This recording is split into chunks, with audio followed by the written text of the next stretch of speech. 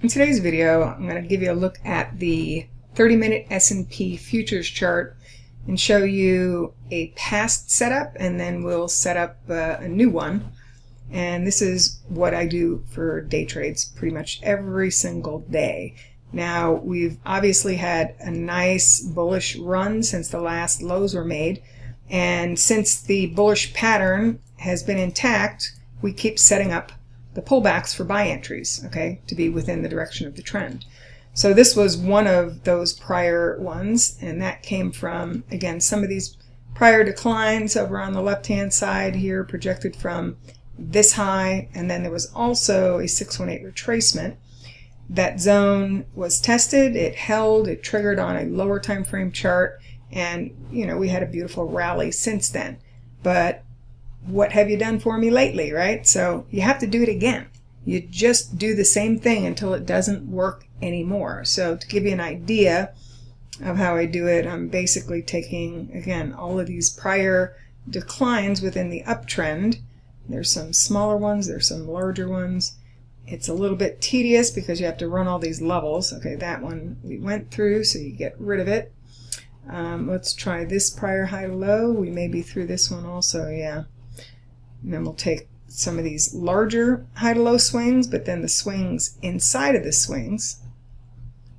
Okay, and so far all of this has been coming in a bit below the market, but I know I have some stuff that's close here. All right, that one, we're kind of through it, so we'll get rid of that. We're going to add this high to this low, projected from this high. All right, that's a bit closer. We've got another swing here, high to low. Run that from the last high. Yep, only a teeny bit through it, not really enough to negate that area. Let's try this one. We might be through it. Nope, we're actually right on top of it. If you look at this prior high to low, okay, that's 15.5 points. And we can measure this high to this low. And that's also exactly 15.5 points. Okay. So let's see, is there anything else that we have? Well, we can get rid of this one because we went through it, and then we have 100% of this first swing. Well, you went through that too. We can run an extension of the low to the high. Okay, you're just a teeny bit through that 1272, still above the 1618. And then the only other thing I'll run here is a retracement and just see if any of the retracements overlap. And let's see. Yeah, so the first area that's a decision right here, right now, is the support that comes in at the 2869.5 to 2870 3/4 area.